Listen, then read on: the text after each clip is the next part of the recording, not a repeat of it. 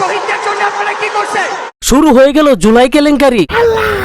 হ্যাঁ, জুলাই আন্দোলনের প্রধান সেনাপতি তারেক রহমান, হ্যাঁ তিনি লন্ডনে থেকে সেনাপতির দায়িত্ব পালন করেছেন।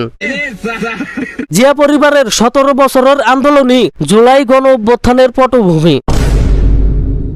ভাই এতদিন কোথায় ছিলাম আমি? ভাই এই পর্যন্ত তো ঠিকই ছিল, কিন্তু গতকালকে 5ই আগস্টে তারেক রহমান জুলাইয়ের এক দফার ঘোষক হয়ে গেল।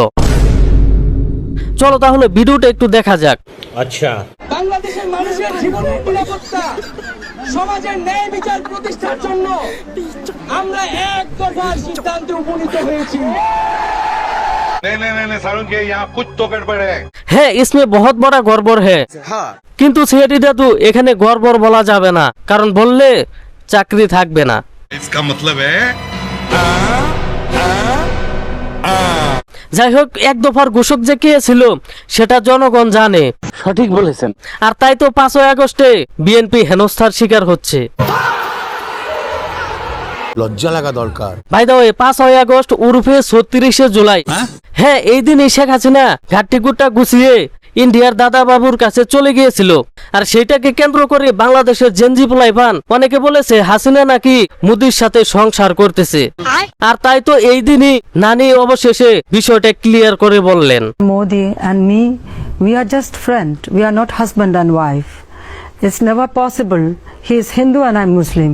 But if he can leave Hinduism and become Muslim, মানে জেনজি পোলাইপানের পাওয়ারটা দেখো, হাসিনা নানি পর্যন্ত তাদের উদ্দেশ্যে বার্তা পাঠায়।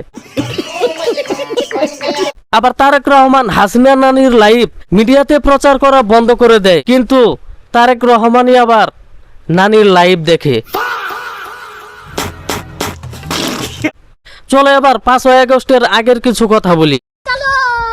শিবির ছাত্র দলকে মারতেছে, আবার ছাত্রদল শিবিরকে মারতেছে, মাঝখান থেকে ছাত্রলীগ মজা নিচ্ছে।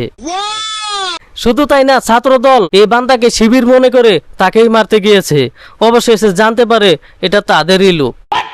আবার যুবদল নেতা নয়ন শিবিরকে না পেয়ে তাদের দলের পোলাইবানদেরকেই এইভাবে পিটাইতেছে।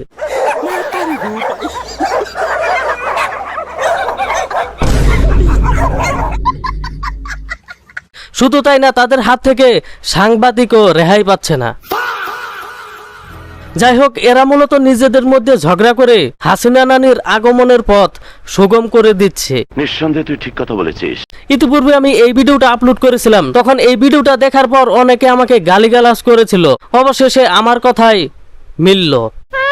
হ্যাঁ, এই ভিডিওতে আমি দেখিয়েছিলাম যে জুলাই নিয়ে কিভাবে টানাটানি চলতেছে, অবশেষে জুলাইয়ের ক্রেডিট বিএনপি নিয়ে নিচ্ছে।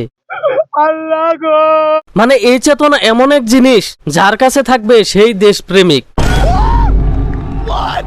আর সেই দেশটাকে লুটে পুটে খেতে পারবে, কারণ এখানে রয়েছে অনেক বড় চেতনা, আর এই চেতনা দিয়ে জনগণের মারা যায়। মানে এরা জুলাই সনদ বাস্তবায়নও করবে না, আবার জুলাইয়ের ক্রেডিট নিতেও ছাড়বে না। মানে বিষয়টা কেমন হয়ে গেল না? যাই হোক, অবশেষে ডিসিশন হয়ে গেছে, জুলাই নিয়ে বিতর্ক করলে জুলাই কারো থাকবে না। বাই দ্য ওয়ে, ভিডিও প্রসঙ্গে কিছু কথা বলি। বলো বাবাজি। এই জুলাইয়ের চেতনাকে হাত করার জন্য ছাত্রদল শিবিরকে মারতেছে, আবার শিবির ছাত্রদলের উপর হামলা চালাচ্ছে। মানে দেশে এখন এইগুলাই চলতেছে। মানে এই চেতনাকে যেভাবেই হোক, এই ক্রেডিটটাকে যেভাবেই হোক হাতিয়ে নিতে হবে। ভাই, ছাত্রদল ছাত্র শিবির এরা সবাই জুলাই করেছে, হ্যাঁ এটা আমরা সবাই জানি, কিন্তু তোমরা যদি মিলেমিশে না থাকো তাহলে কিন্তু তোমাদের কপালে শনি আছে। নিঃসন্দেহে তুই ঠিক কথা বলেছিস। যাই হোক, রাজনৈতিক বিষয়ে আর বেশি কিছু বলতে চাই না। আরে কেন, মানে বেশি কিছু বললে অবশেষে আমারও ঠিক এরকম অবস্থায় হতে পারে।